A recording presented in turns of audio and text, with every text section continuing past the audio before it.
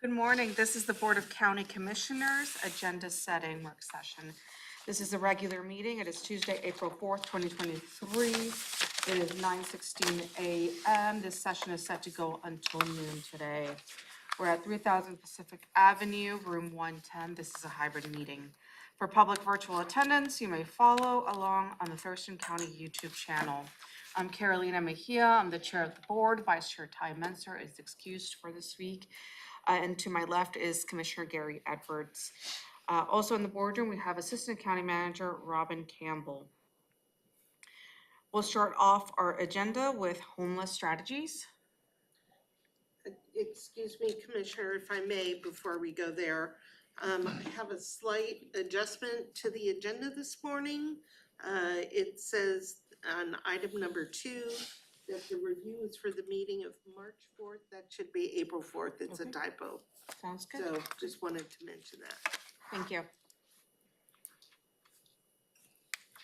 Okay, we'll get started with homeless strategies. Good morning, Commissioners. Keely Merida with Public Health and Social Services with a very brief update today. I'm just here to let you know that our grant proposals were due this last Friday, March 31st at noon. And once that closed, we did receive 65 total applications for both affordable housing and homeless services. The total request and funding was over $18 million for a total of $10 million in actual funding across all programs. So we're starting the review process, and we anticipate bringing recommendations to you in May for those awards. And other than that, the Regional Housing Council meeting that is typically on this week is canceled, and we will be resuming Regional Housing Council meetings in May. Or sorry, end of April. Thank you, Keely. Any questions? No questions. No questions for me today. Thank you. Okay, next is the review of the Board of County Commissioners draft agenda for our meeting of April 4th, 2023. We'll call the meeting to order at 2 p.m. The Pledge of Allegiance to be led by Commissioner Edwards and approval of the Tuesday, April 4th, 2023 agenda. We have one presentation today, and that's the National Public Health Week proclamation. And Jamie? We've got staff from Public Works that are going to be in attendance to accept that proclamation. Public Works or Public Health? I'm sorry. Oh, I'm sorry about that. I do have a comment. Okay, go ahead, I sir. just wonder if we couldn't, maybe, there's some typos in here. I just thought we could, Oh, okay, I can double check that. we can once. fix that up before. Yeah, that was the draft that they provided me, so I'll go. And actually, that draft is way longer than it needs to be as far as I'm concerned. And if the chair doesn't mind, or if you want to look at it, Yeah, I think we ought to scratch a bunch of those whereases and get to the meat of things. okay. Yeah. So, okay? I go over and I'll bring you kind of. Okay, good enough. Thank you. We'll do that. Okay. Okay. Next is an opportunity for the public to address the board and county manager's update.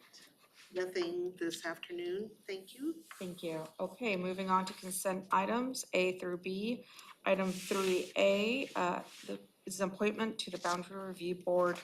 And then it looks like item 3A, 3B, And 3B.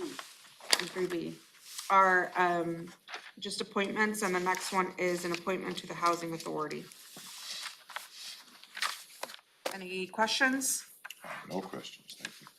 Okay. Moving on to item 4A from Central Services. This is the voter registration design contracts. Yes, Commissioners, this item is related to the design at the Mottman Complex. We have an agenda item later this morning under Commissioner items where you'll have an opportunity to discuss that. At that time, you can decide whether or not this item will remain on the agenda for this afternoon. This is here in case the board should choose to move forward with design of the voter registration center at Mottman instead of the ballot processing center. So more to come on this later this morning. Thank you. Go ahead, sir. And how's the auditor on this situation? The auditor will be with us later this morning. And this meets with her recognizing that we don't have enough funds to do everything, and she would prefer that we go this That direction. is the conversation that the county manager and I had with the auditor, and I don't want to speak for her. She will be here later this morning. So then we'll be touching item 4A with item 3 under commissioners' items on our agenda today. Okay.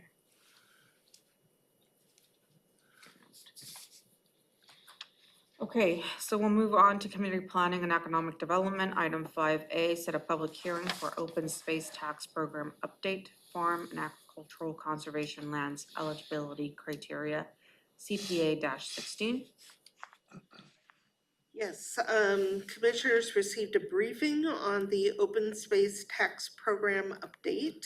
And this item is to set the public hearing, which is the next step in the process. And I would defer to Ashley for any additional information. Ashley, anything you'd like to provide?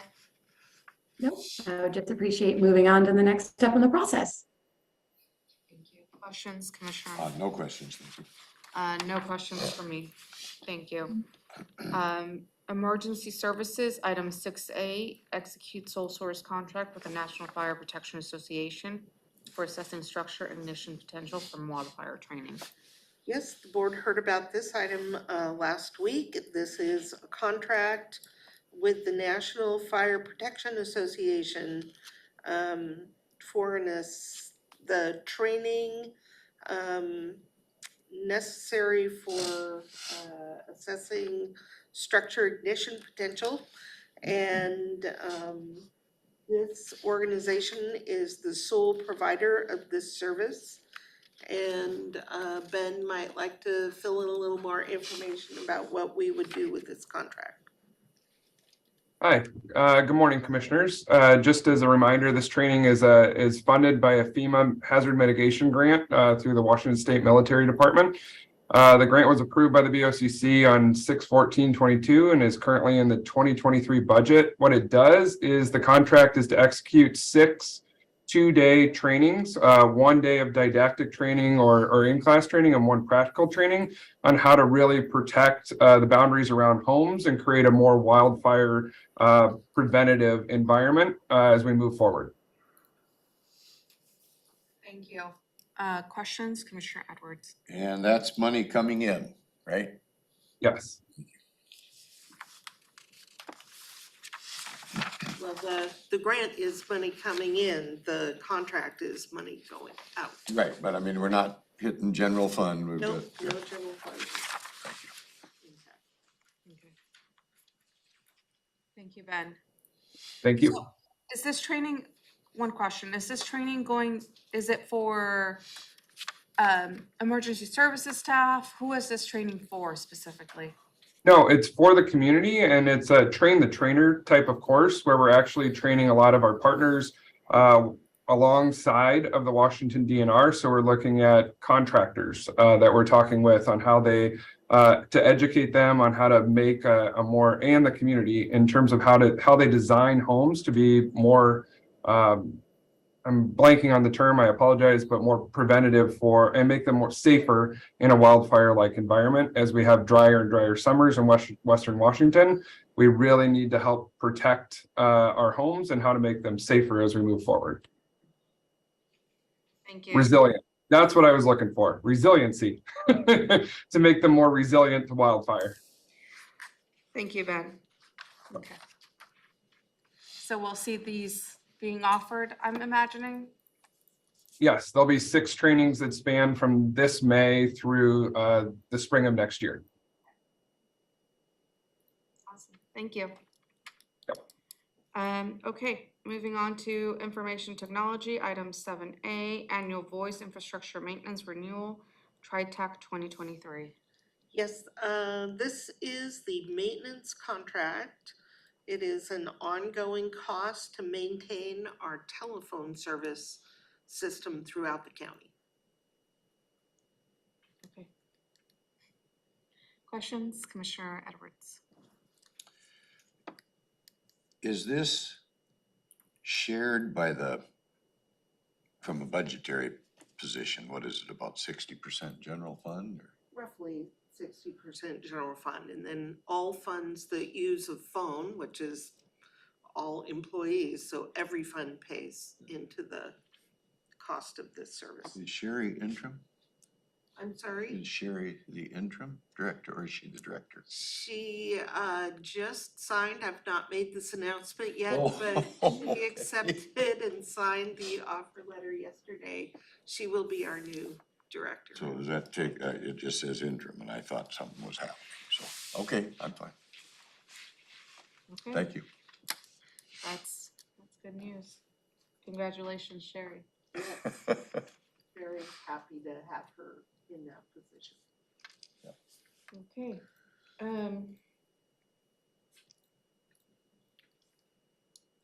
Is the amount for the 49,000, it's a maintenance contract, does that? Did it go up or is that kind of pretty just maintained throughout? That's a really good question that I don't have the answer to. I can get that answer for you.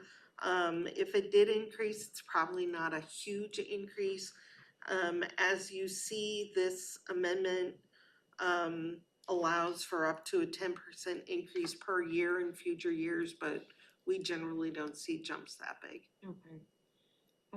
And for a maintenance contract, I'm wondering with the phone systems, right, is it, I'm guessing we have to buy the equipment.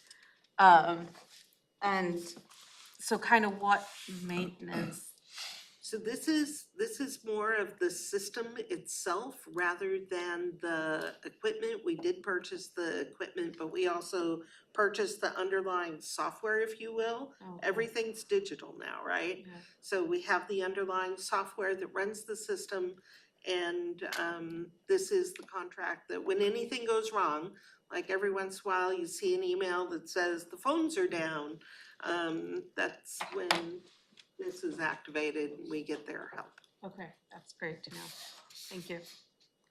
Okay, moving on to Public Health and Social Services, item A, contract with Catholic Community Services Southwest, emergency shelter services for veterans.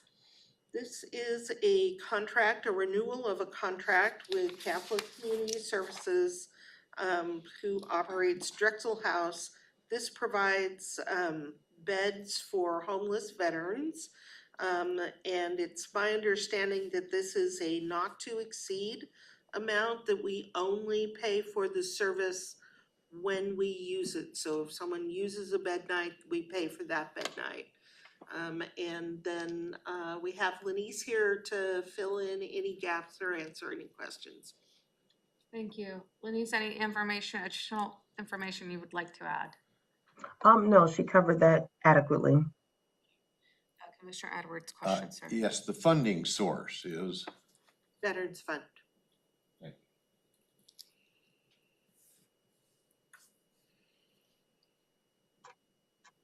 And I believe last week you asked a question in regards to how many veterans got served and kind of the cost for that. and it was a per bed basis is what I understand. And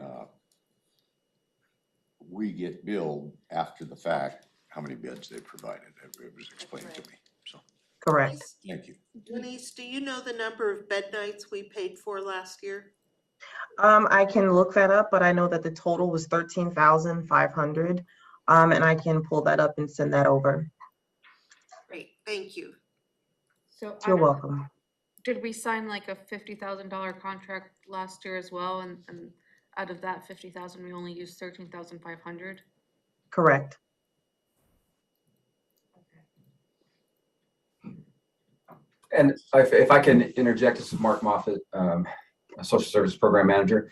Commissioner Edwards also asked about how much we spent, and Lenise just told you about 13,000. So that's about 300 bed nights for last year that we were able to supply. But in previous years, we haven't used the entire contract since 2019 when we hit about 47,000.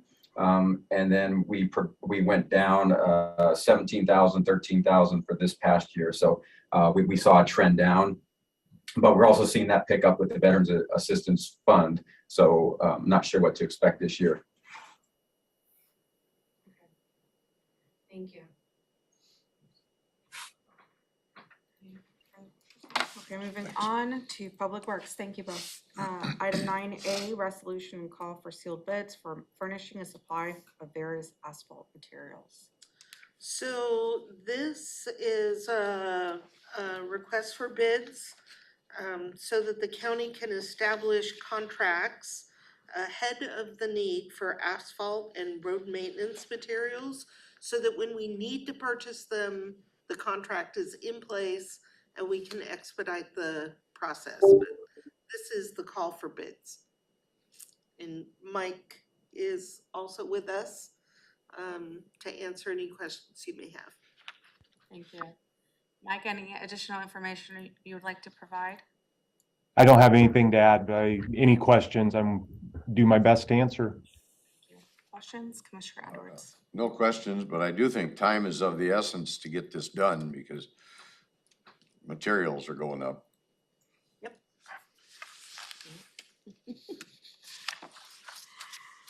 Thank you.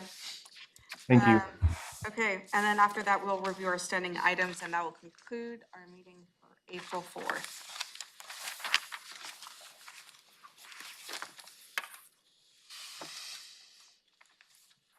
Next is the review of our Board of County Commissioners draft agenda for a meeting of April 11th, 2023. We'll call the meeting to order at 2 p.m.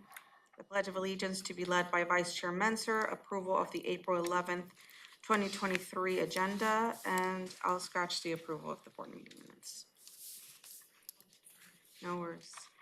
And then 2:05, we'll have a presentation, and it's National Volunteer Month Proclamation. And Jamie?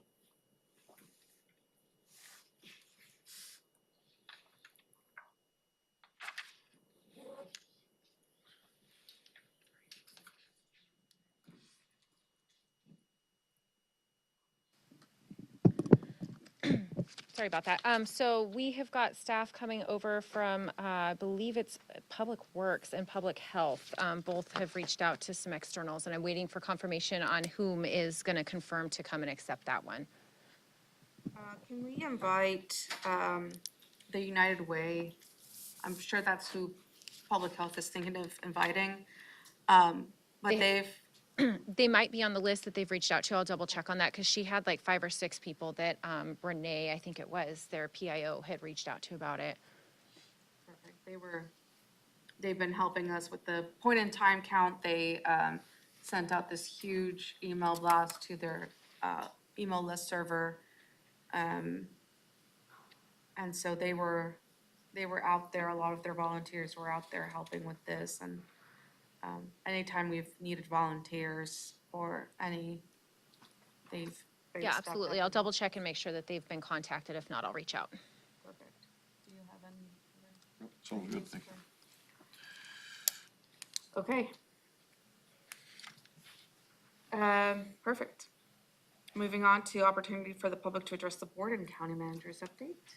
If there is anything to follow up on, I'll either myself or Romero will do that next week. Moving on to department items, 2 from the auditor's office, and it's approval of the voucher list, 1 for the week of March 13th and 1 for the week of March 20th. I am not aware of this time of any items related to the atrium on these voucher lists. We'll double check that. And if so, they'll be moved to department items, but for now, they are on the consent agenda. They're department items. Oh, they are apartment items. Okay, then I have to assume that they have atrium costs on them. Okay. didn't put any on this week only because Commissioner Menser was going to be out, so I moved that one over to next week. Any questions? And we don't have any consent items apparently. None apparently. Okay.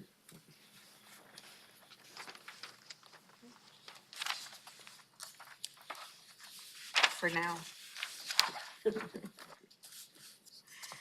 Moving on to Public Works, item 4A, adopt resolution of findings and determinations for proposed Offutt Lake Management District number 24. So I want to say how much I appreciate staff being in the room to review these items with the board, since I am not 100% on top of them. But I believe that item 4A related to Offutt Lake is the next step in establishing the Offutt Lake Management District. That this would be the resolution that the board would approve to move to a vote of the landowners on whether or not they would approve the new district. And Tim can fill in better than I could. Good morning, commissioners. Good morning, Robin. Actually, that was a very, very good summary. That is exactly what this is. This is the resolution of findings and intentions. It is following the public hearing that was held regarding the creation of Offutt Lake. The resolution would be the Board of County Commissioners affirmation that the proposed district is in the best interest of the county and is financially feasible, and would authorize the next step, which is a vote of the community on the Lake Management District. Questions, Commissioner Edwards? No, I think Tim covered it. Thank you. Okay, no questions from me, Tim. Thank you. Moving on to item 4B, resolution for temporary closure of Black Lake Belmore Road Southwest between Black Lake Boulevard Southwest and Sap Road Southwest. Thank you for being here, because I do not have any information about this particular one. I'm going to turn it straight over to Matt. You got it. So my name is Matt Unsman, interim county engineer with Public Works. We have big things going on in Public Works. So Public Works is requesting to temporarily close Black Lake Belmore Road between Black Lake Boulevard Southwest and Sap Road Southwest to accommodate the upcoming construction of the Black Lake Belmore Bridge Approach Repair Project. The approaches to Black Lake Bridge near Percival Creek have settled more than 2 feet, causing safety concerns for vehicles and bicyclists. In your materials packets, we made sure to include some photos so you can kind of see the magnitude of the settlement that has happened out there on the bridge, in case you haven't driven over it recently. The bridge was built in the 1990s, and there's been numerous attempts at repairing the approaches to the bridge. The last attempt was using light wood fill or wood chips to try to float the approaches on top of poor soils. However, that did not work, and it has settled again. And so every time those approaches settle, to do what we call a Band-Aid fix, we have to go out there and put more asphalt on top of the approaches. Well, the more asphalt you put on the approaches, the more weight you're putting on top of poor soils, the faster it settles. So it's a compounding issue. So we reached out to a geotechnical consultant to evaluate the soil conditions and to design a repair. The repair includes removing 4,500 cubic yards of soils, driving 540 timber piles, and putting back 4,500 cubic yards of structurally reinforced soils. The closure will be for 12 consecutive weeks during a time period at some point during June 1st, 2023 and October 31st, 2023. Due to the proximity of the surrounding bodies of water, the environmentally sensitive areas, and the extended need for pile driving, which requires very large cranes and heavy equipment, It was determined that temporary closing the road is the safest, least expensive, and quickest option to successfully complete the project. There is no private access points within the limits of the closure, of the proposed closure. This section of Black Lake Belmore experiences an average daily traffic volume of about 4,600 vehicles per day. A detour route will be established and signed appropriately. The detour length is 4.5 miles long and will take approximately 8 minutes to navigate. The red line on the exhibit in front of you is the detour. So the detour includes Sap Road and R.W. Johnson within the city of Tumwater, and then 21st Avenue and Black Lake Boulevard in the city of Olympia. A communication plan has been put together to notify stakeholders such as the local residents, emergency responders, local school districts, and nearby businesses. To date, staff has met with the sheriff's office, the local fire districts, the school districts, and we're in the process now of reaching out to nearby businesses. So the next step is, this is the closure. Next week, you'll be seeing an AIS, or on the agenda item, the call for seal bids item will come before you as well. So with that, be happy to answer any questions. Thank you. Questions, Commissioner Edwards? What's the speed limit going across there, Matt? I believe that road is 35, but we have an advisory in place right now because I think it's don't quote me, but I think it might be a 20-mile-per-hour advisory because of the aggressive transition to the bridge. And that 2-foot drop, that's over a period of time, isn't it? That's since the bridge was built in 91 or 92, so it's settled 2 feet since then. And on your photographs that you've got here, you've got, looks like concrete abutments up to it. And is that holding up and it's the asphalt that's dropping, or what's? So if you look underneath that concrete, you'll see a big void. So that approach is actually, you can physically crawl underneath that slab if you wanted to right now. And so that bridge approach is actually holding up about 2 feet of asphalt on top of that. How many piling did you say you wanted? 540. That's how bad the soils are out there. It's an old peat bog. And so you have to go down about 60 feet before you can get decent material to stabilize the approaches. So is it safe to leave it open for anyone? And that's why we're out there continuously putting asphalt on this bridge or these approaches, because if you don't put asphalt down, it is unsafe. And the problem is, the more asphalt you put on it, the quicker it settles. I've asked this question before. I don't know if I've ever got a satisfactory answer, but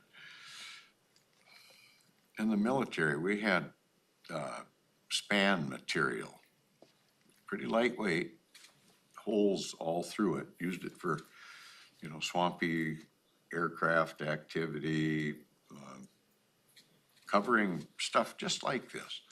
And in the engineering division, they just laid all that stuff out and it interlocked, and they could put it down in a couple hours, pull it up, and it really worked. I mean, has there really been any thought to trying to do this with a reduced speed limit and the possibility of not reinventing the wheel, but using tried and proven process like that?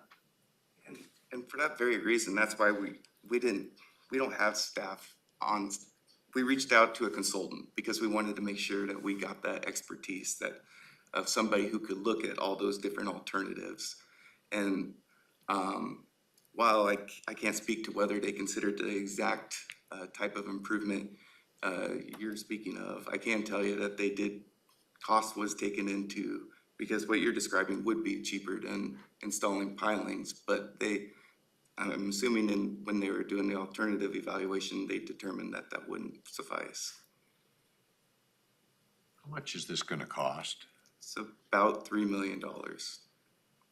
I have to say, I applaud your efforts, but I'm not sure that I can support spending $3 million of taxpayers' money. When we're so short of money in that fund anyway, I would much rather inconvenience the motoring public through a 20-mile-an-hour speed limit, because I know the speed limit has something to do with that when you hit that too fast.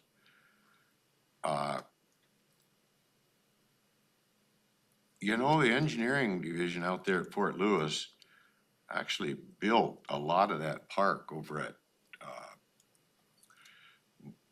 is it Mullen Road? What's that? On 510 there. The big complex. Oh, the rack? The rack complex. They came out and did a lot of work on that. Saved the taxpayers a lot of money. $3 million is just more than I think we ought to be spending on it. If we can figure out any way around it and then use that $3 million to upgrade other issues on our roadways. Sure. So, And that's a consideration of it, and you also have to consider the safety, the liability of it as well. yes, So Matt, is this project on our CIP? It is. Had we been planning to do this repair, if you will, for how long has this been in the works? I think it's probably been on the CIP for the last 4 or 5 years. So we've been planning to do this. this has been an ongoing activity for the last 30 years, at least. Right, but now I think we see a immediate and critical need to move forward. You know, you've heard me say, why can't we put a railroad car across some logging bridge in the past? I can tell you it works. I watched the logging companies do it. I watched the military do it. And I don't know why we always have to go these more expensive, you know. My seatmates may be in favor of this kind of an expenditure, but I'm just not there. I'll be real honest with you. So this is for next week's agenda. The motion before you at the moment is the authorization to close the road to do repairs. And then next week, we can have more information about what alternatives were considered and why this particular one is considered the best option.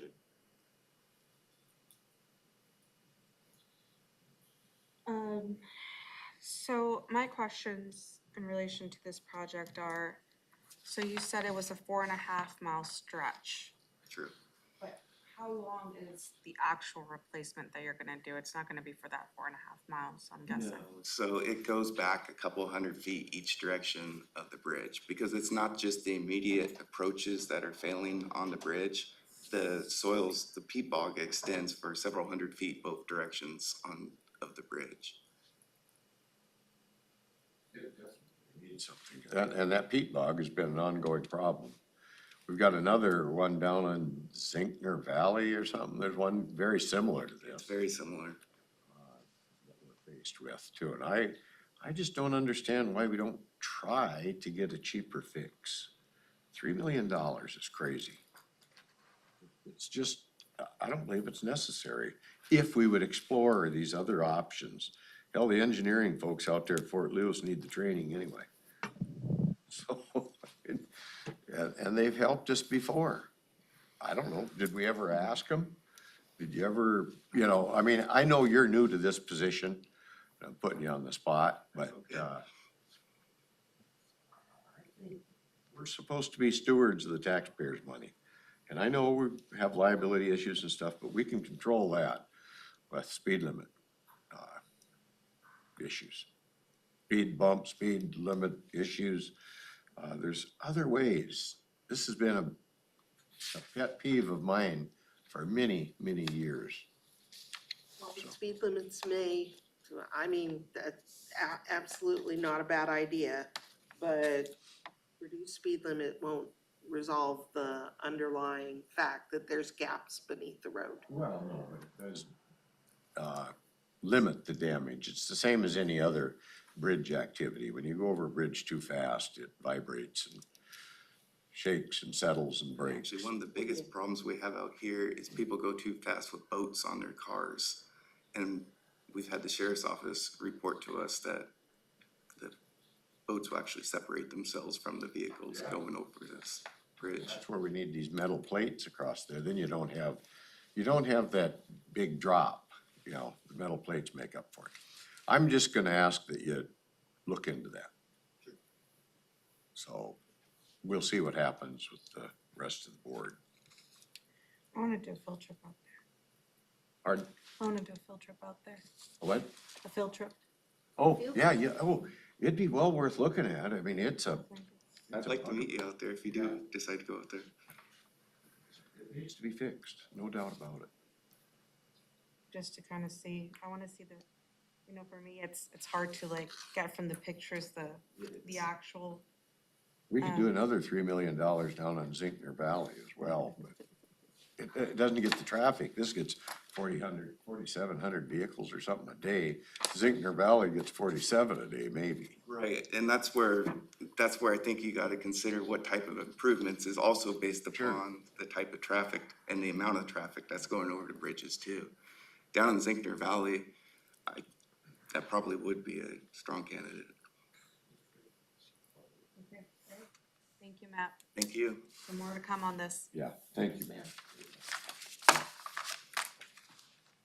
Okay, moving on to Public Health and Social Services, item 5A, approve rent assistance contract amendment with Washington State Department of Commerce. Yes, we were notified yesterday that the Department of Commerce has recaptured, if you will, PRAP money, that's Rental Assistance Program money from the US Treasury, from other jurisdictions that were unable to spend it. And they have offered $1.5 million. I think we're missing a zero on this motion and the next one. But there is $1.5 million that has been offered to Thurston County to provide rental assistance to our citizens. That money would need to be spent by June 30, so time is of the essence. But we would like the board's approval to accept the funding of 1.5 million, that's item 5A, and in 5B, we are seeking the board's approval to amend our contract with Giaco, Giaco, thank you, which we also call Life Stories, to be able to push this assistance out to the public. So the quickest we could get it on the agenda through normal processes is next week. The board may consider, if Tom says the contract could be ready, the board may consider moving this to today's agenda, because we do need to execute these as quickly as possible to be able to spend the money on time. Thank you. Tom? Yeah, thank you, Robin. I apologize for the typos. I was moving quickly yesterday. So yes, we do have the contract amendment from Commerce, so we are able to sign that as soon as we are authorized to do so.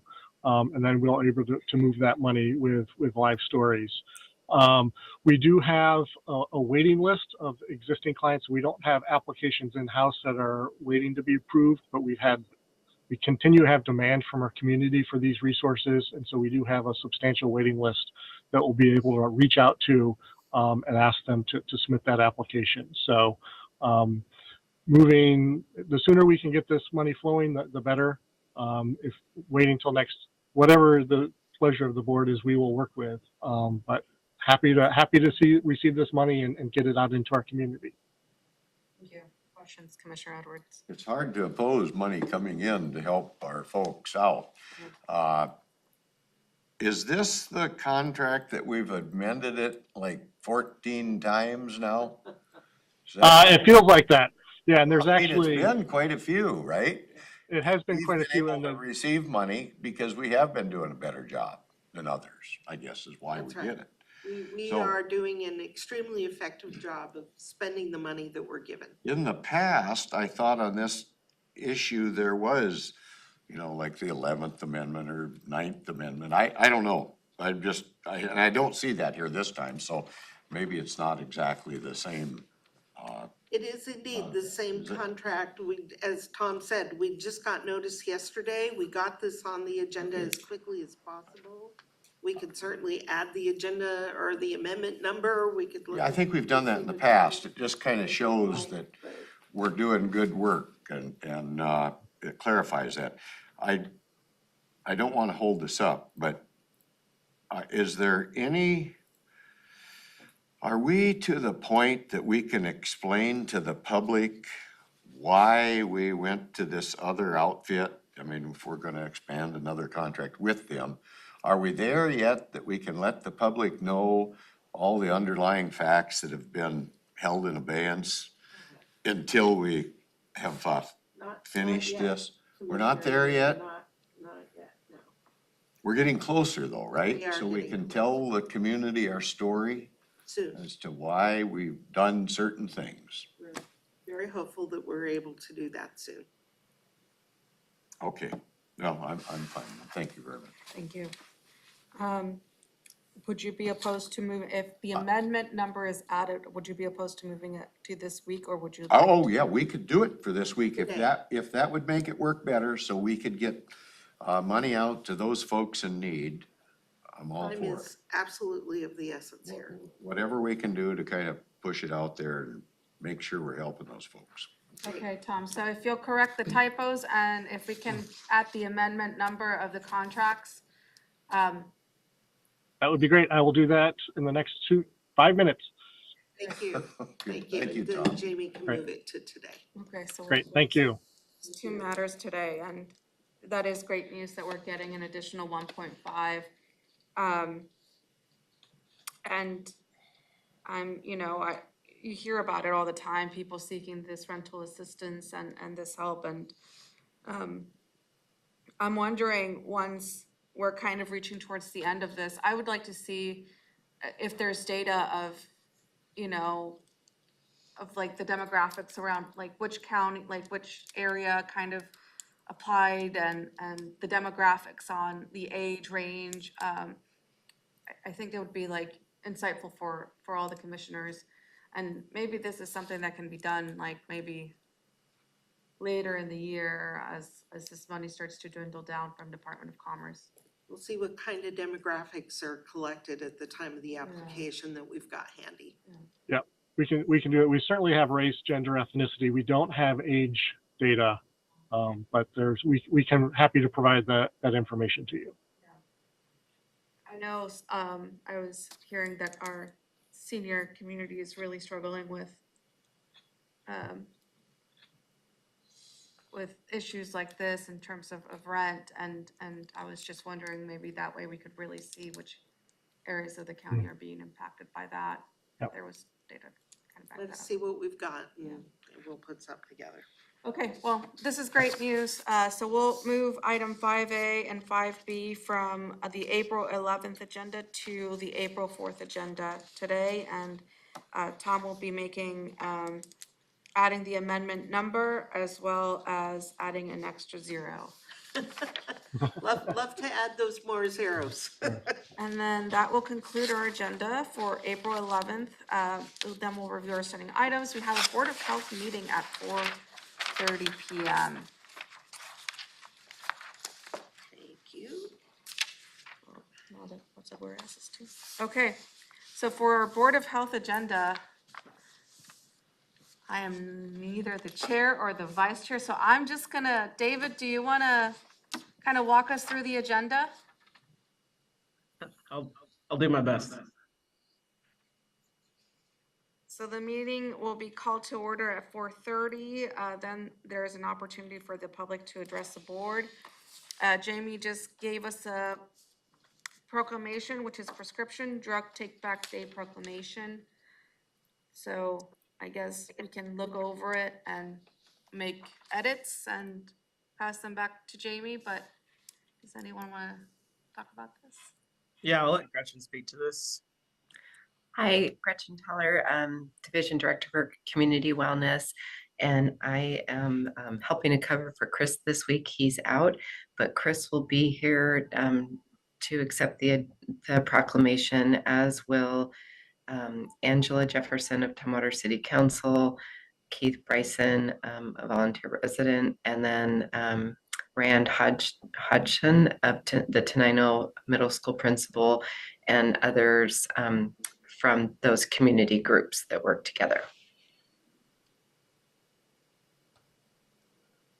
Thank you.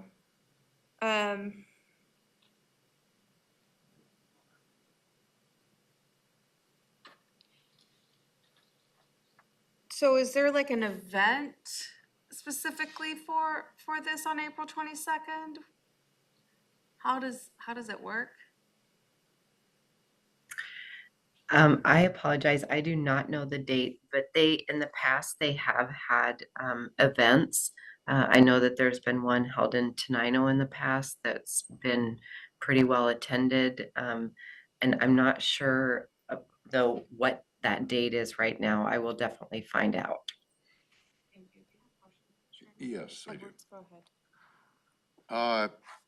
In this proclamation, I just scanned it real quick. You know, we've had a lot of fentanyl seized through enforcement activities and seen it out on the streets, in which it's they have these illicit pill presses out there that are making this product look like a prescription drug. And although this is specifically designated as a prescription drug take back, I would like to see this amended somehow to recognize the fact that fentanyl is killing our people out there, our community members, and that we need to do something as well about, okay, it doesn't have to be a prescription. If you've got something in question, we want to get it off the street. So I don't know how to do that. I've just glanced at it. If maybe it's something I've missed here. Is there something where that it even mentions fentanyl? No, Commissioner, because this was kind of a separate issue, but I think I take your point about the way that we see fentanyl coming in, and I would be interested in figuring out how we could amend that to account for what you're looking at there. But this is we're basically looking at a national proclamation in many ways. So we're taking sort of what's being done across the country. Sure, but per se. this has been a under the radar issue for several years now. The fentanyl, I mean, I don't know what our numbers are exactly, but they're getting up around 150 fentanyl deaths in 2022. I don't know if the coroner's got all the reports back or not. And yeah, that's about right. It's what he gave us at that last Board of Health meeting. I really think it's worth prioritizing that at the same time where, I mean, we're talking about opioids in general, and yep. I think it's time we start paying attention to what's killing the most, and the most are being killed by fentanyl abuse. And that's an illicit drug, but oftentimes it's made to look like a valid prescription drug. So yeah, can you come up with something to fill that void? Yeah, I think we can figure something out there, Commissioner. I want to make sure that as we're moving forward with sort of attacking this issue, we're covering both the illicit and the prescription pieces of it. So I think your point is well taken, and we'll see what we can do about including something in there that will highlight that issue as well. We'll look at it. Okay. And going back to your question, Commissioner Mejia, yeah, so it is National Prescription Drug Take Back Day on April 22nd.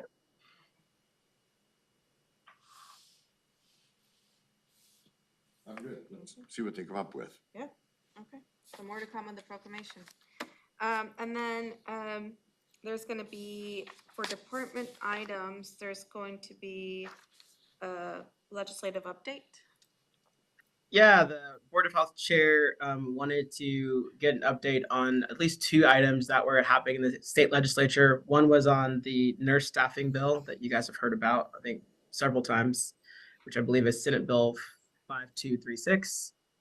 And the other was there's been a lot of interest. We know we had a recent briefing with emergency management and the CEOs of Providence and Multicare on our healthcare settings. There was conversations about Medicaid rates, and I know there's some legislation and appropriations going through with those topics about Medicaid rates.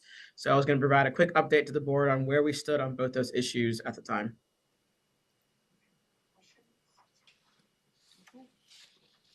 Sounds good.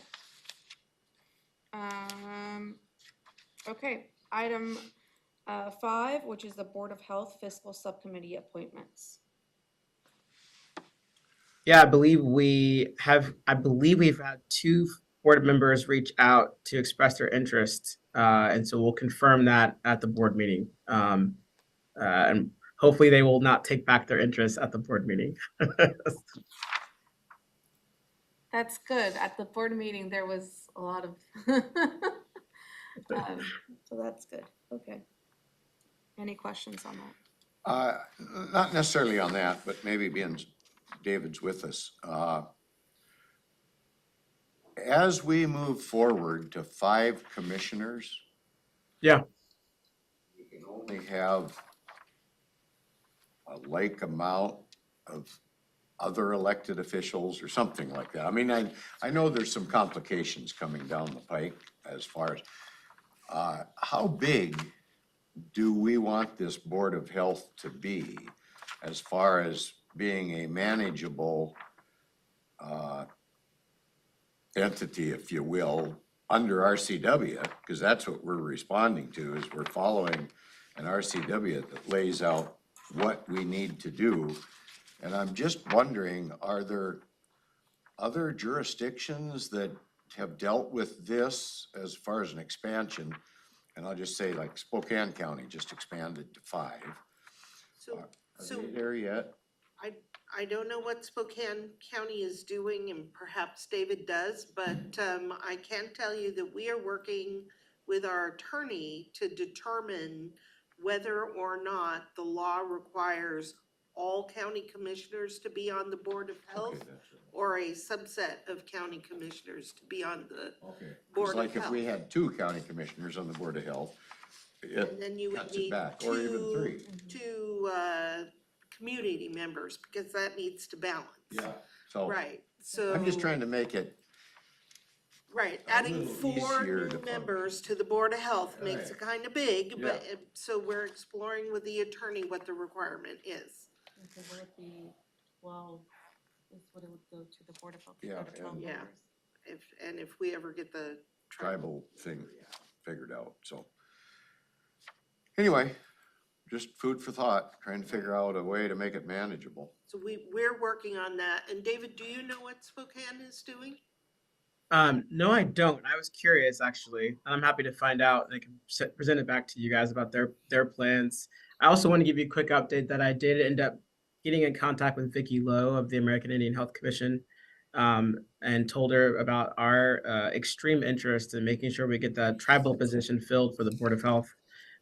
She noted that she was having some trouble sort of getting that sorted out, but that she was going to reconnect with all 3 tribes and was going to provide sort of some direct contact to each one to get their interests. So we chatted maybe about 2 weeks ago to kind of work on that. So I wanted you guys to know we're still working to get that filled. And as far as those, like what the Spokane is doing, for an example, because they've expanded, and that was done under the state, laid that out. I guess my concern is that there are other counties around the state of Washington that have more than 3 commissioners. They're charter counties as a general rule, but I think they're still obligated to follow this guidance about the Board of Health. And so you might check with some others to see how they approached that as well. That makes sense. Give us just an idea, because it's gonna come on us quicker than we think here. So we Yeah, know that you're not wrong. some of our local health jurisdictions had boards of health place that were already, yeah. structured in a certain way that was grandfathered in Yeah, yeah. under the new legislation. So some of their structures would not apply to how we are required. Anyway, a little more work to do, I think, on it. Thank you. Right. Yeah, no, that's a good question. Working on that.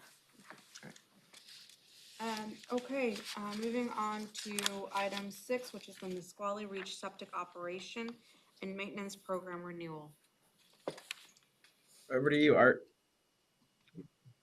Good morning. I'm Art Starry, the Environmental Health Division Director for Thurston County Public Health and Social Services. And what we want to do is give you an update on kind of the work we're doing to provide options for reinstating the Nisqually Septic System Monitoring and Maintenance Program. We briefed you, I think it was in December, about this.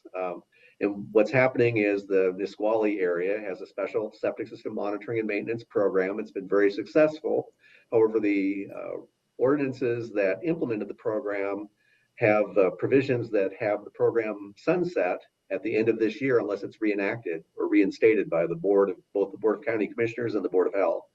The Board of Health is kind of taking the lead, of course, because it's a septic system related issue. And so we've been working on a few options that we want to be able to take to the public for their consideration and then also bring them to you. And what we want to do is give you an update on the proposal and give you that information before we go out and engage the public. There's about 4,731 septic systems out there. We'll be, again, trying to work with the public to make sure they're aware about the program and the options that are being considered. And again, want to make sure that the Board of Health is aware of what we're talking about in case you get questions or you have questions yourselves. So it's basically just an update item. We're not asking you to make any decisions. However, if you have any guidance or direction that you want to give us, we'll be happy to take that.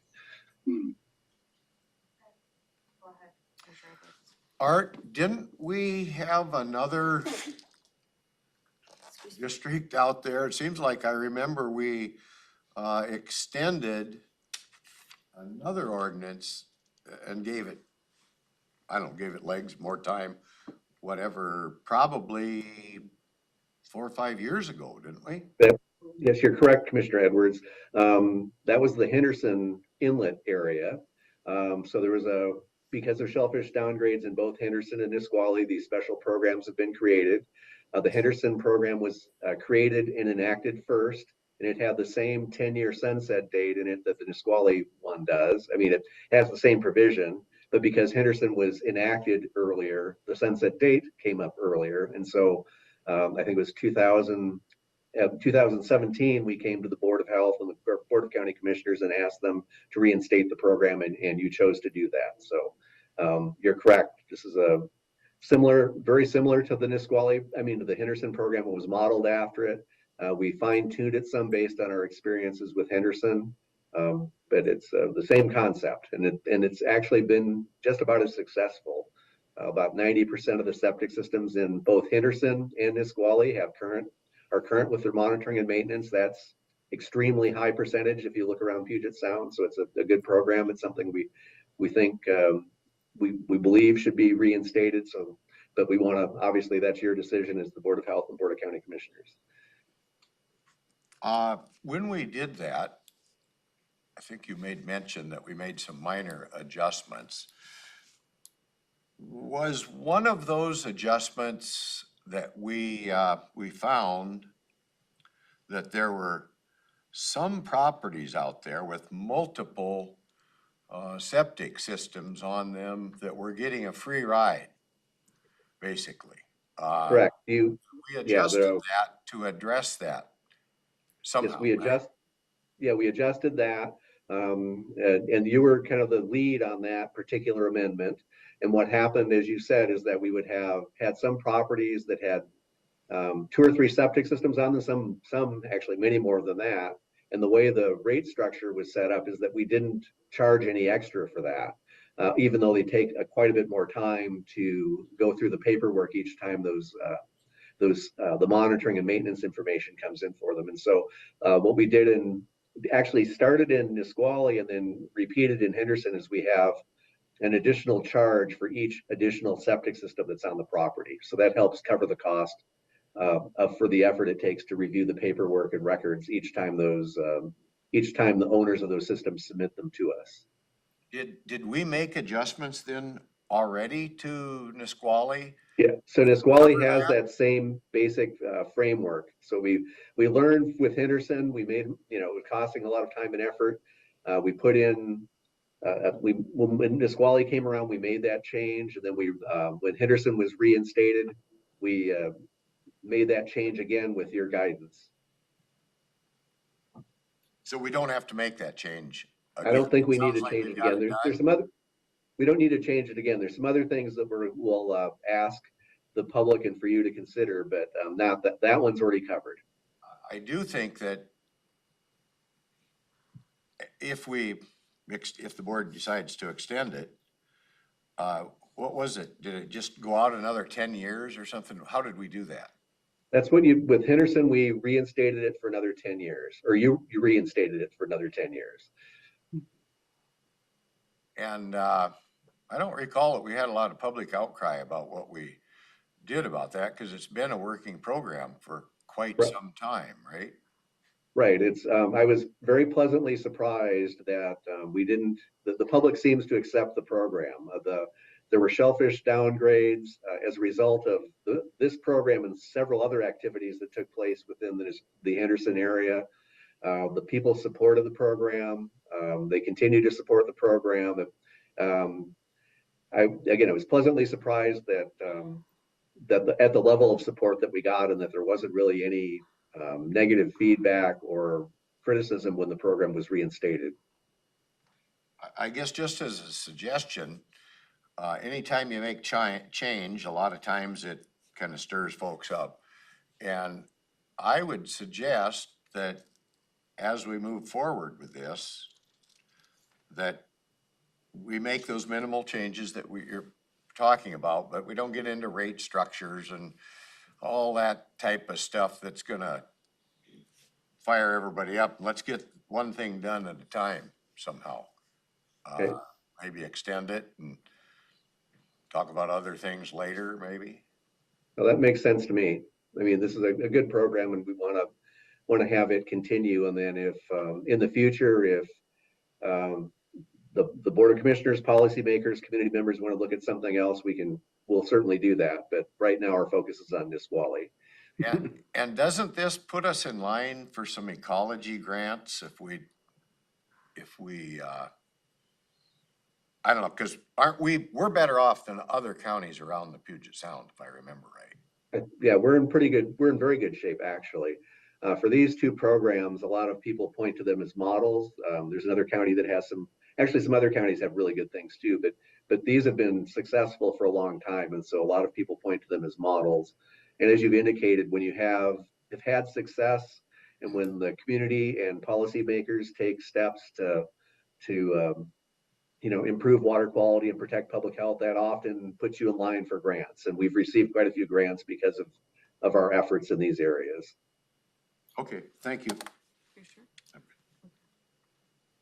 Okay, I think it'll be a good presentation. Commissioner Edwards is ready. Okay. Okay. Okay, thank you. Thank you. And then after that, we will have Dr. A's will report on various items. And that's the end of the agenda for us. Okay, perfect. So that will be the Board of Health agenda. Okay, thank you. Thank you. With that, let's go ahead and take a 15-minute break before we continue on. Thank you. Thank you.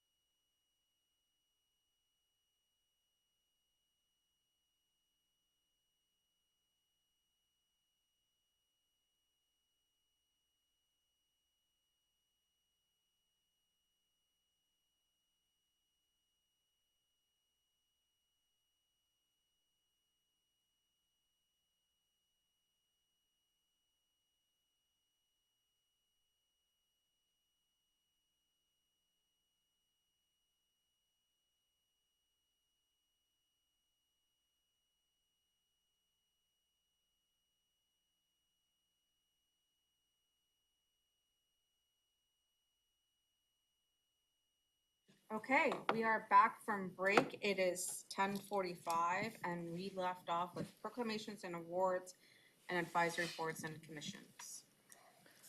Good morning, Jamie Caldwell, Clerk of the Board. For proclamations outside of what has already been reviewed, I don't have any further updates. For boards and commissions, standing applications have been included for your review. I got an update from the Black Lake Special District, and they did receive a second applicant. They are requesting the board hold off for now on an appointment decision because they're meeting on the 17th. They'd like to review both and then provide you with an appointment recommendation. The Ag Committee's next meeting is on the 20th, and that's when they plan to review the student application received. So outside of any questions, that's all I have. Thank you. Any questions? No questions, thank you. No questions for me, so just more to come. That's basically what I'm hearing. Okay. PIO check-in. Good morning, Commissioners. Yesterday, Megan and we toured Public Health, the Juvenile Detention Center, and the Coroner's Office. Could you introduce yourself? Oh, Anna Rhodes, Public Information Specialist. On our tour yesterday, we went to the Juvenile Detention Center, and they have been working hard to get their garden ready for summer. I plan on going back this summer to take more photos and share the JDC's story about the garden in an edition of The Insider. And we are also invited to the JDC's Harvest Festival this September, and I will share more information with you all as that date gets closer. We will also be sharing information about our visit to the coroner's office, along with the coroner's official death reportings for 2023 and April's Thurston Insider, which will be going out next week. The Friday Five will also be returning next Friday, so watch your inboxes. And that's all I have for you all. Thank you. Questions? No questions, thank you. I love the garden, so it's one of my, I remember when I toured it and just all the staff there are so passionate about it and yeah, so it's great.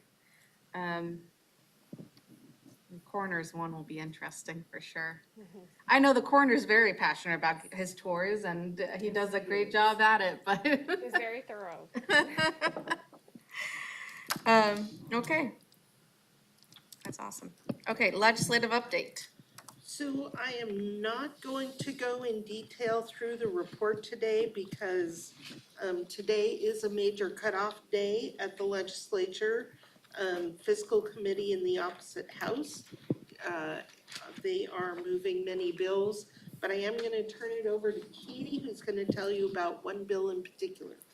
Hello, Katie Johnson, Executive Assistant to County Manager Romero Chavez. There are, like Robin said, a couple updates. You'll see a few dead bills on here that have not made it past cutoffs. On the last page, page 4, you'll see substitute Senate Bill 5627 concerning salaries for county commissioners and council members. This one's been delivered to the governor, so that's one of the big updates that we have. It's a good move forward for us. So very exciting. This is our bill on the restructure of the salary commission.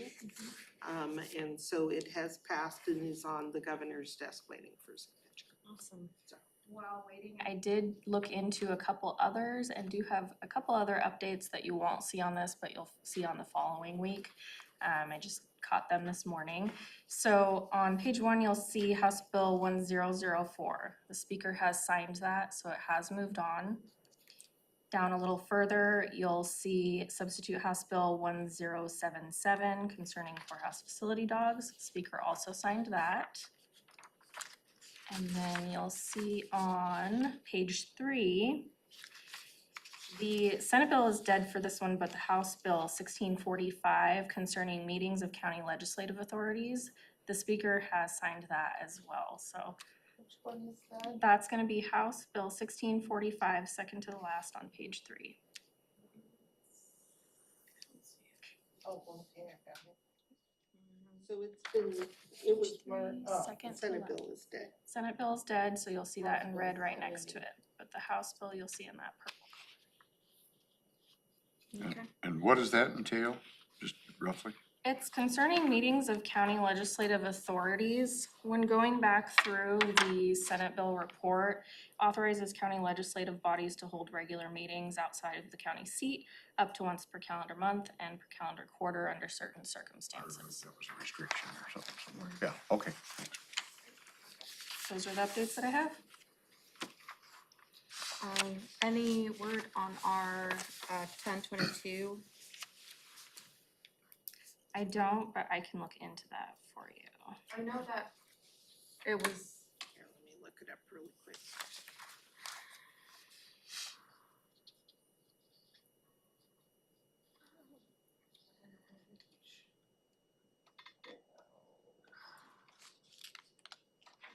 Commissioner 1022. is it 10, was that ours? In regards to the, Veterans assistance. yeah, That bill never made it out of the House. but it was in budget, it was considering. If it could be a bill considered necessary to implement the budget, it could be brought back by a fiscal committee, but I don't see that it's had any movement at all.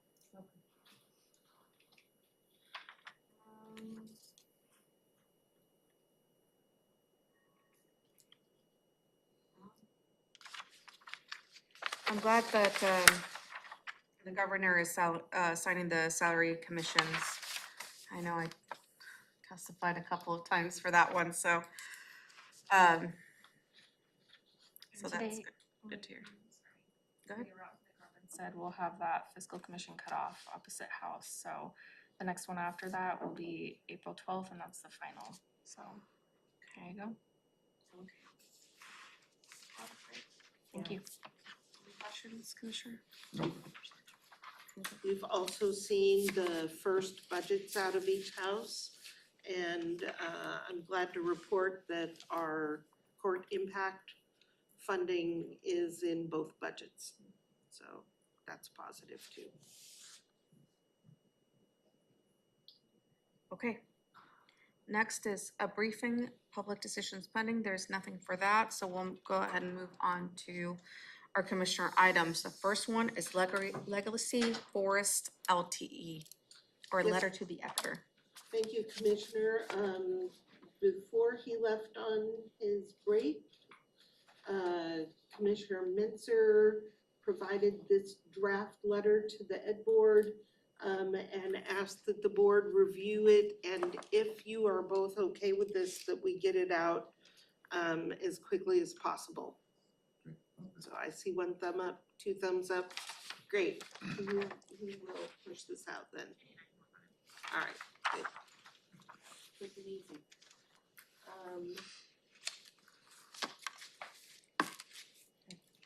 Next is EDC designation.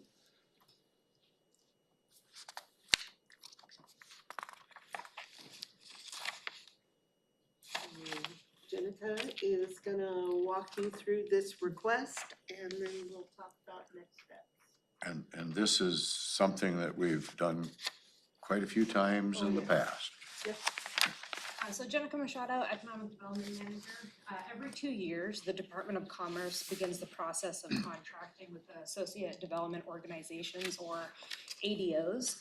Commerce is directed by RCW 43.330.080 to contract with county designated ADOs to increase the support for and coordination of community and economic development services in regional areas. As part of the contracting process, Commerce has requested that the county complete the ADO designation form for the 2023 to 2025 biennium. Thurston County can choose to redesignate the current ADO, which is the Thurston Economic Development Council, or make a new designee. In your agenda packet, I included a report from the Thurston EDC that expresses their interest to maintain their historical placement as the designee and outlines how they continue to meet the statutory requirements and expectation guidelines. And so in that report, the first 4 numbered and bold statements represent the statutory requirements and how they are met. And then the subsequent 7 numbered statements represent the expectations of the ADOs as set by Commerce and how the EDC continues to meet those. And I'm happy to take any questions. Questions, Commissioner Edwards? No questions, thank you. Anything different on this report from what we've seen in the past? No, the form, I have extras if you'd like, it's really basic, it's a checkbox and then, a signature. And so I believe, next week this will be brought for like a formal designee. And then, For a formal action from the board? yeah, and I believe I need to provide documentation of the formal action in addition to, this ADO designee form. Okay, thank you. All right, so, yep, we'll get that AIS on the upcoming agenda. Okay, next is election building at Mottman, and then this item was also on our April 4th agenda, 4A. So let me pull out that. I brought a couple handouts for you.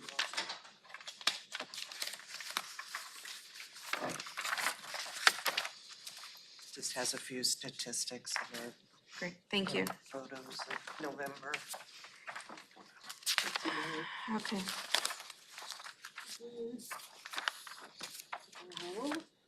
So on this item, thank you, Otter Hall, for joining us this morning. Of course. This is continuing the conversation regarding remodels at Mottman. As we discussed last week, we are at a standstill on the ballot processing center because we've been unable to find grant funding to be able to complete the nearly $5 million price tag for that remodel.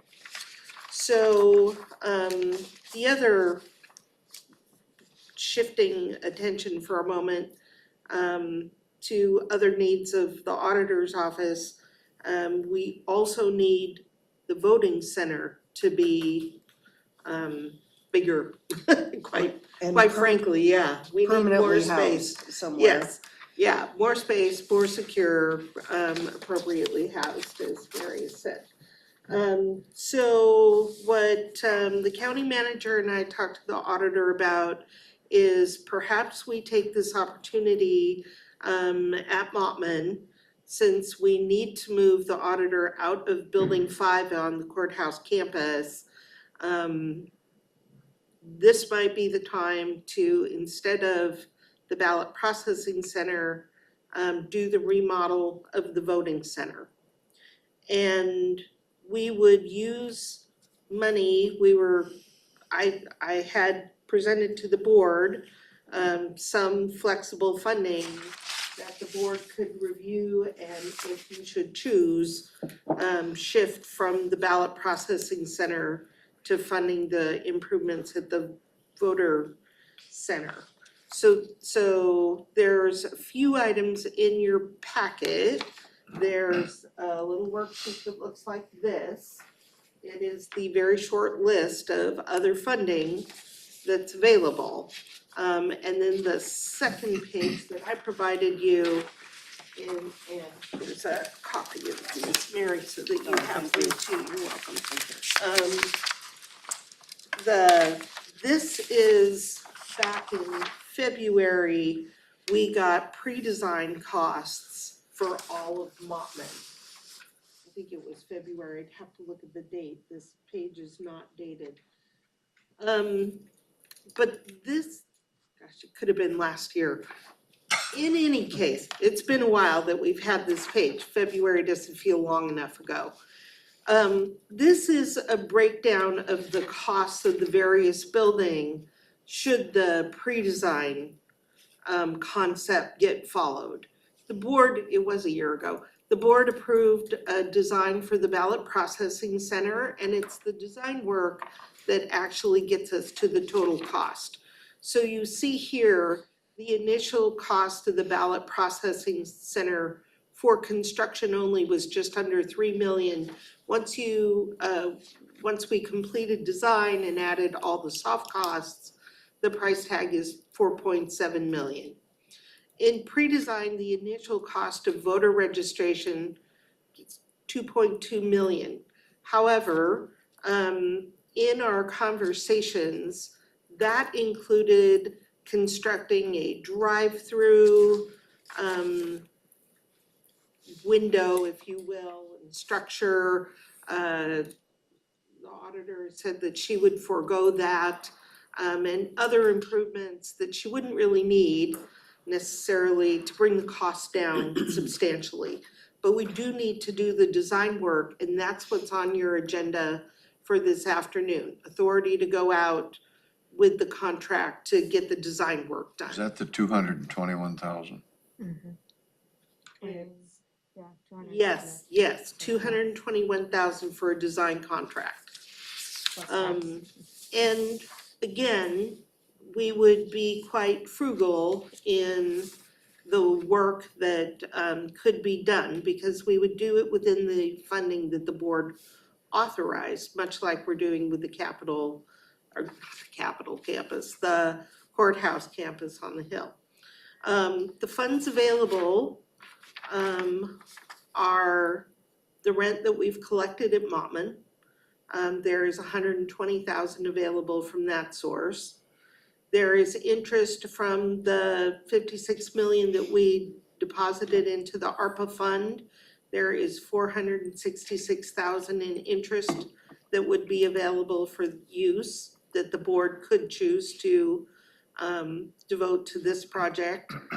And then we have the remaining ARPA lost revenue that the board has not already dedicated. So the balance of that is $821, again, available for any purpose that you could choose to devote to this project. You also have a building reserve fund in this county, and any funds deposited into the building reserve fund need to be used for building purposes. What we talked about for the ballot processing center was taking the remaining balance of the building reserve for building 1, which is about $500,000, and devoting it to the ballot processing center. And what we talked about is that that comes with a certain amount of risk, because that would completely wipe out the reserves for building 1, and if anything should happen in that building, you then wouldn't have money to pay for it, but you could choose to take that money and devote it to one of the projects at Mottman, since it is a building remodel for the auditor, and the auditor did pay into that fund. So it would be a valid use of the money. So in total, that's about 1.9 million available to the board. And then when we talked about this last week, you had some questions about the volume, if you will, of people that come in a presidential year. And I'm gonna turn it over to Mary to talk about the information she's brought. Sure. The handout I provided actually shows election years from 2019 through 2022, but it also includes like the presidential primary election and some February special elections. But I think what's important to point out is next year is a presidential election year. I need to find that, Here, right here, it's that one. right here. Yeah. Got it. Okay, got it right here in front of me. So when you look at the graph, 2020 presidential election is in kind of a light, it's a lighter pink. But on election day, we had over 1,200 people visit us in person. So the space we have in Building 5 currently is not adequate at all. Further down in this handout are pictures of last November, which is relatively, a slow election in our eyes, because nothing can compare to presidential elections. And even the presidential primary on election day saw a lot of traffic, when you compare it to other types of elections. So we need a permanent home, but we also need to find a space that can accommodate us, hopefully by next March's presidential primary election. And you feel this proposal as laid out by Robin is gonna address that? Well, the space, if designed correctly, will accommodate us, let's put it that way. I mean, we still need to expand the ballot processing center, that needs not going away, but we need both, and if we don't have the funding, you can't do half of the project in the ballot processing center. It's just not feasible. So it makes sense to move that to at least build out for our voter services needs and get that part of the project completed. Then we can look for how we can raise funds for the ballot processing center, which, you know, I'm just wondering if we might not go out for a voter approved, you know, excess levy bond measure to pay for it. I don't know where, because we're just not getting anywhere with grant opportunities. They'll provide grant money for security, but not for infrastructure needs. Right, and we have that conversation at your next planning session. It's on the agenda for the planning session. But for now, is the board willing to shift the funding and give us a green light to take the next steps on the voting center? It not only addresses the need for additional space for the voting center, but it also addresses the need to move the voting center only one time. Right. Because we need to move them out of building 5 to make progress on the courthouse campus improvement project. We had talked to Mary about potentially moving them into building 1 while we wait for the Mottman to get upgraded, but that creates a where's Waldo effect, as Mary has said, you know, where's the voting center? I don't know where to go. So that can disenfranchise voters. So we want to move them only one time. It meets that goal. And this was the eventual plan anyway. It was just going to happen after we expanded the ballot processing center. So we're just basically moving this first because that's all the money we have in the coffers at this And we point. can't do anything until we spend the 221, right? I We've mean, got to do design first. We have no choice. what else? Design's the What- first no step. matter what else we do. So if we, and that's the only thing that's on the agenda for today It is only the design. is the 221, right? And then we kind of got a plan, but we just need to make it fit somehow. Right. And Later. Commissioner Mincer indicated last week that he was good with this plan, so it's up to the two of you today. I'm good. All right, great. Thank you. Thank you, Mary. Thanks. If you have any other questions, I'm just upstairs all day. Okay, next is request for additional improvements, MOU. Right. Was there paperwork on this? There is no paperwork on this. So apparently, Romero had a conversation with commissioners who were here during the week I was on vacation 2 weeks ago, and When I was gone? I you think were so. also not here. So apparently Commissioner Menser had said that he would like to hear your thoughts, Commissioner Edwards. So I'm gonna give a little bit about what this is, and then you can discuss. But I would recommend that we wait for a decision until all 3 board members are here. So. Right. So when we did the tenant improvements to this building, it included furniture, as you very well know. And we provided the same furniture to all employees, regardless of office or department. We provided the furniture throughout the building. The furniture was provided based on the office space and the position. So like positions got like furniture, and we worked with every office and department prior to the purchase to do the layout and, you know, purchase what we believe people needed. Now that we're here and all of the furniture has been installed, some offices are asking for different furniture or redesigning the layout of the furniture, or both. And that would only apply to their office. So the commissioner's office holds the furniture contract.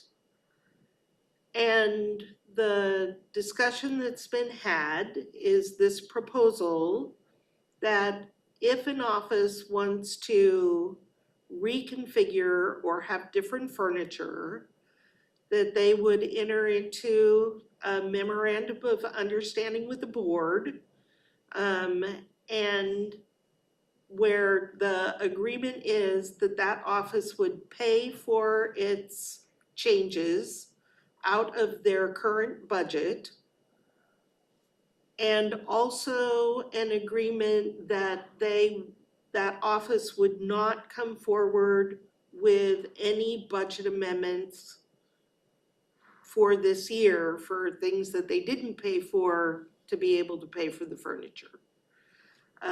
So that's the proposed MOU to meet the changes that departments, that offices want to make.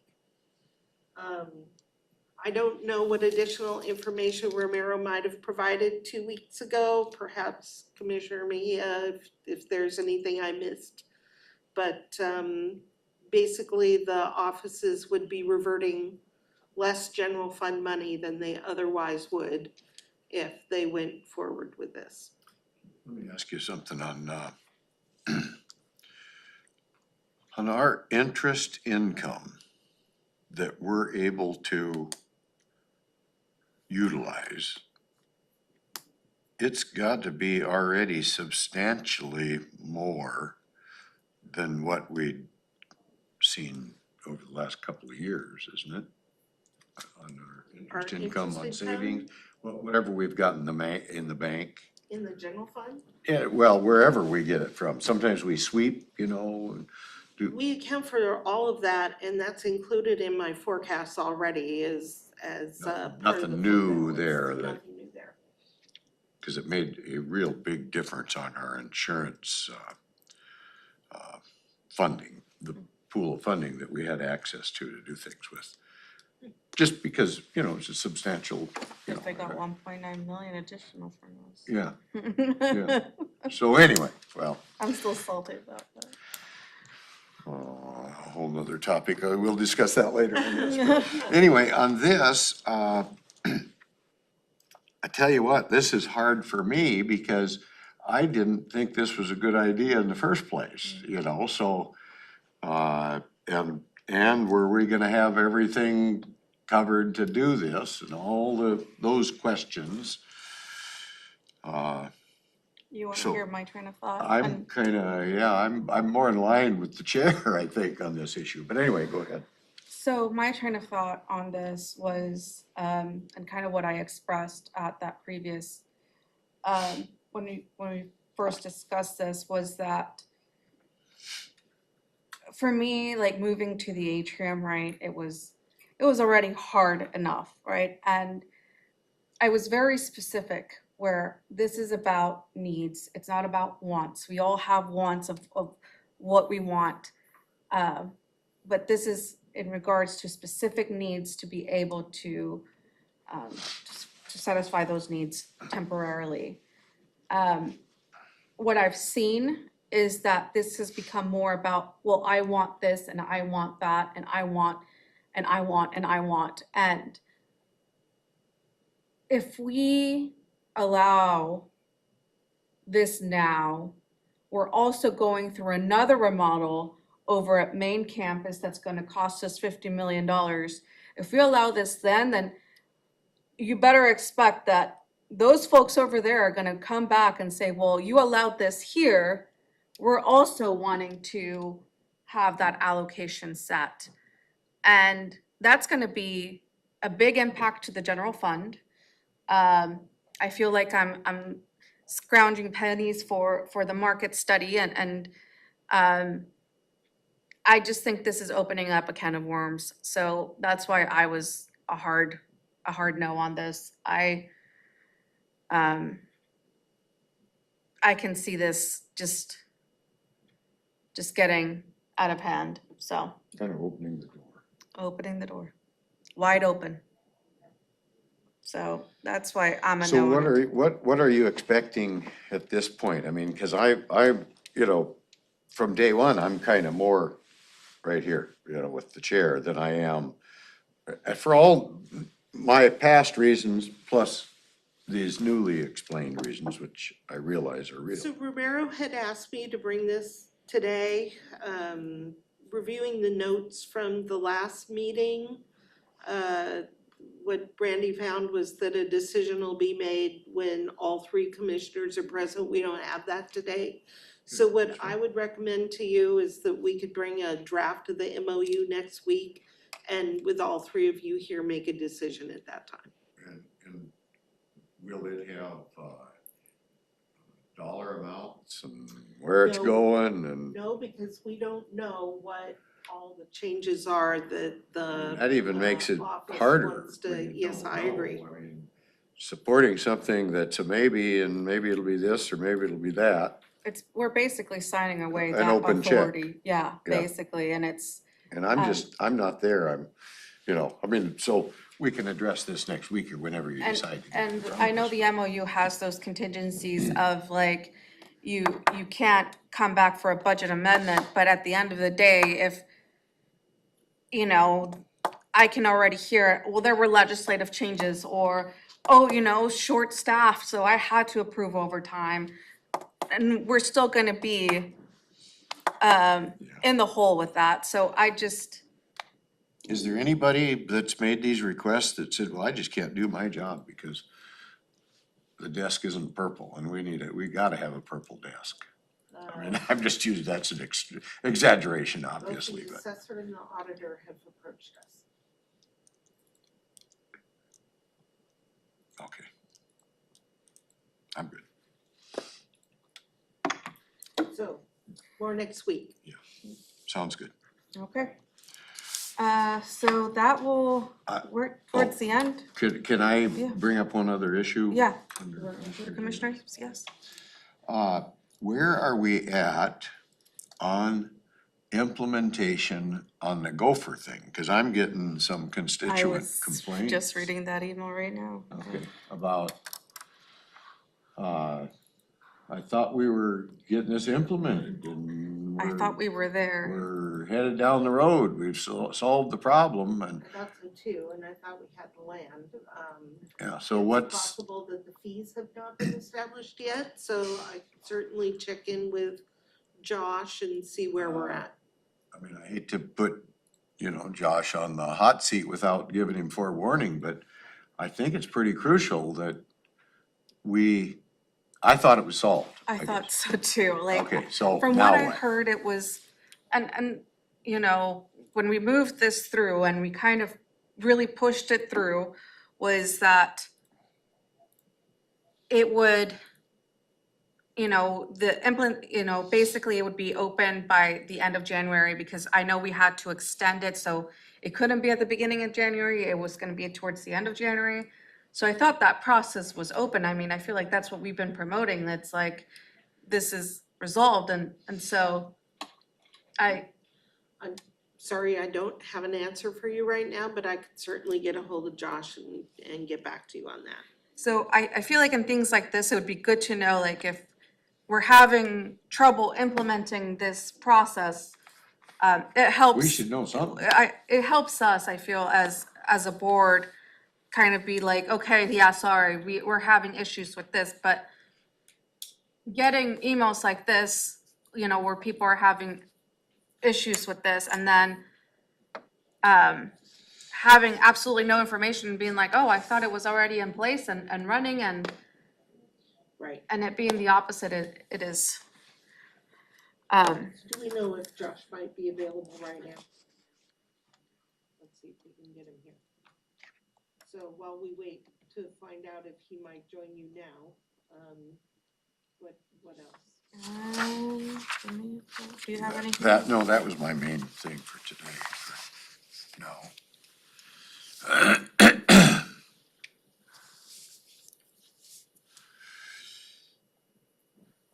You wanna go up and talk to the Army Engineer Corps to see if they can build a bridge for us?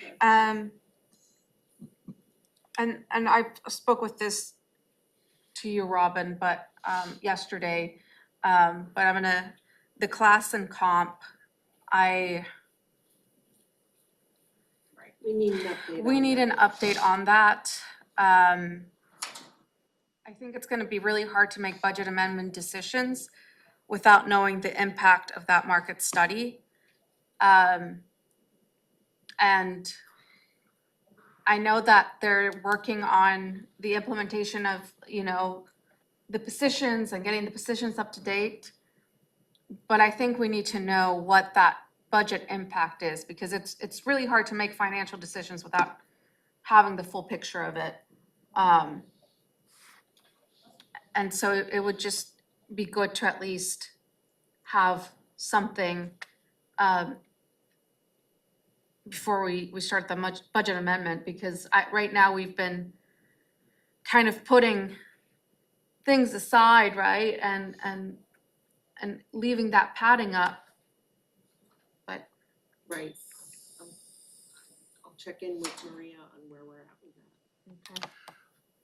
How about contracts? Are we about wrapping that? Have we got that about wrapped up? Contracts, we got some hanging. Contracts for, Labor contract issues. no, those are, as you heard, those are, Nothing new. we have no idea when those might be resolved.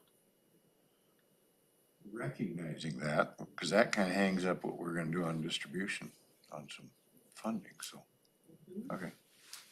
Yep. JB, is Josh? I asked him to reach out. They're trying to find him right now.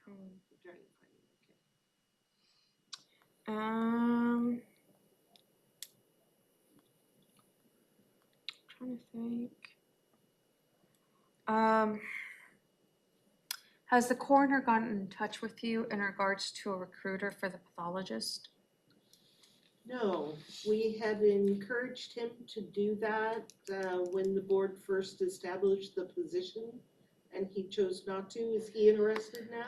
Yeah, so last discussion I had, and this was my last, well, now we're in April, so February. At the last check-in, I encouraged him to get a recruiter. And the reason, I have multiple reasons for this. One of them is we need to get the position filled, or if we are not gonna fill the position, then we need to On the autopsies. fund the Yeah. autopsies and at least have that idea that we're gonna be funding the autopsies at a certain rate, right? So I think, again, we just need to either fill the position or not fill the position and just fully fund autopsies. But we're kind of meal piecing Good. this. I'd like to add something to that when you get there. to that point. And so also, I think a recruiter will give us the data if the pay is too low or not, right? If they're out there and, they'll be able to, because that's what happened with the city of Lacey and their city manager, right? They put up a pay scale and the recruiter was like, you're not gonna get anyone with this. This is kind of the average. And so they had to expand that. I think a recruiter would be able to give us that information and that data with this position. That's highly, I know it's a niche position. And so, and yeah, so those are my two big reasons. So I know that with the last recruiter that we did with Public Health and Social Services, they didn't charge until they found That's correct.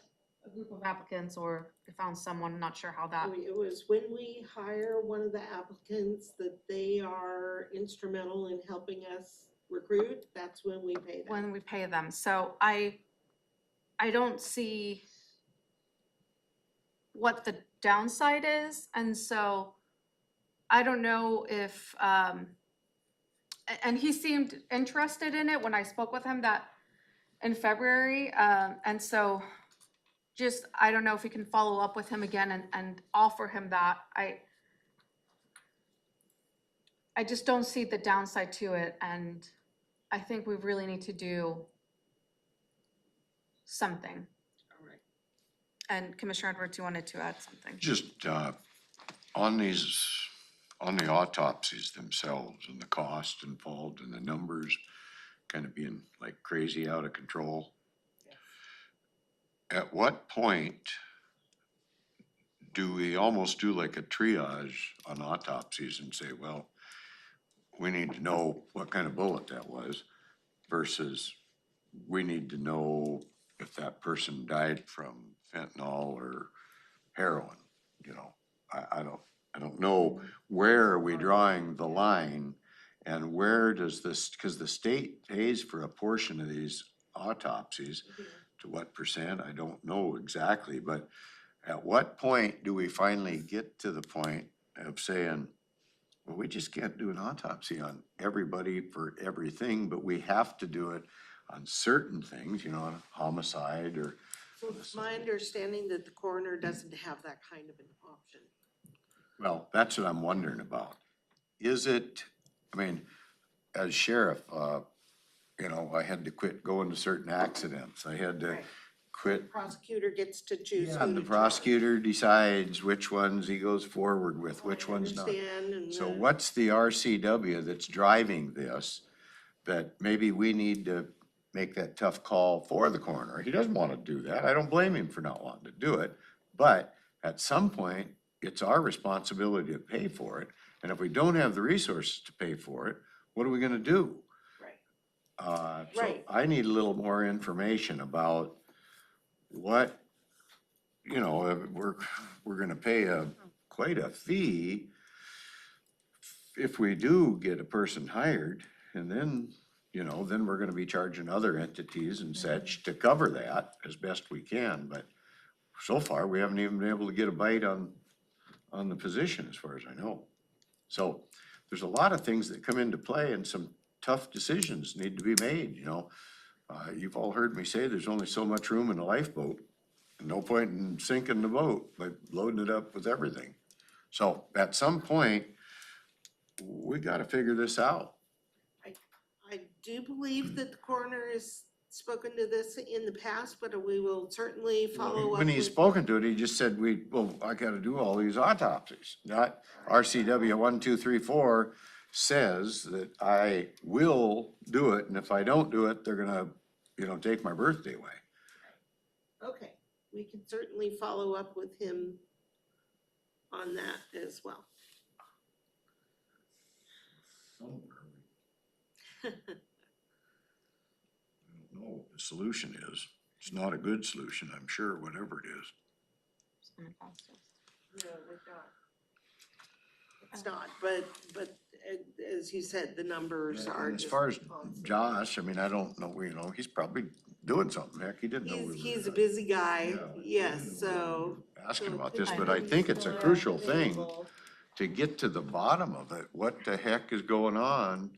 Cause I've actually told people that we've got it fixed. Well, Yeah. now we don't have it fixed, Once we had the apparently. HCP approved by the feds, and then I believe again. That's why we got the land ahead of time, and That's right, all we've those kind of purchased things. land, now we need to. I thought that the board had taken action on did. what the fees were going to be We and did. how the mitigation would work, so we need him to report on where we're at. Yeah, we did that in December is when we ended up doing. I wanted to ask you, JASCOM. And Had a meeting last night. Still trying to find him. And that's fine. Well, That's fine. if we Let's- can get an let's not- update. Let's not try to chase Yeah. it down for this. So. It's not we'll- hardly fair. We'll get an update for you for the next meeting. Yeah, Is that- that's fine. Okay, Jazcom, the meeting last night that I was at? Well, I'm wondering kind of what's happening. Well, you know, the sewer thing. Yeah, I heard about that. And that, they found out was, it wasn't just a case of a rusty pipe. It was a rusty pipe encased in concrete that caused this delay. So they had to keep the place shut down, I think, a week or 10 days more or something like that. So that was one issue that didn't go according to plan. But And they're getting close. I heard from our sheriff at our last monthly check-in, and he's, his office is still having issues, he said, with getting a hold of someone. They ended up getting a duck pole, he said, and to try to kind of be able to do things themselves, but they're still. Okay, well, and I've not heard that particular issue from the Jazcom side of things. Okay. But last night they did give us a report that they finally did hire a couple of folks that are gonna be able to do, you know, some things, a supervisor and another control officer. And got somebody through the academy as well, and the academy is like 2 weeks up at Berrien or something. So it sounds like they're coming up with personnel, almost like what we're up against with some of the things we're dealing where we can't get somebody to respond. And that was the issue Good to last hear, because I also heard from the sheriff that they are not getting any response from animal services and If having. the sheriff has not been told that by Jazcom, then there's a breakdown of communication. Cause he should be told, or his people should be informed, well, yeah, we would have sent, but we don't have anybody, which they're that short of people, it sounds like, at Jazcom, so. Yeah. I don't doubt that they are short-staffed. On the other hand, the county We've- has we been paid- paying the yeah. higher rate for 2 years now and not receiving the services that we're paying for. Which, it's my estimation, we're gonna review whether it's working or not, was part of that decision, Yeah. if I remember right. And what could be another solution?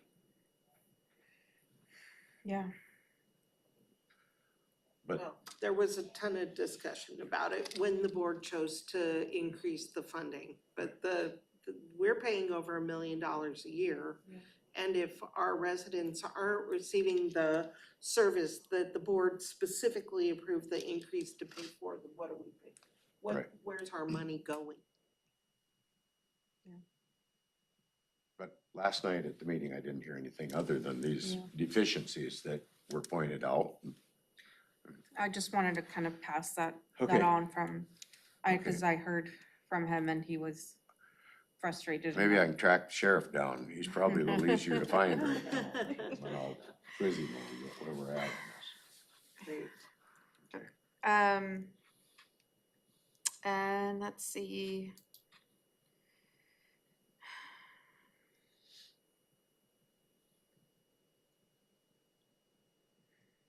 I think that's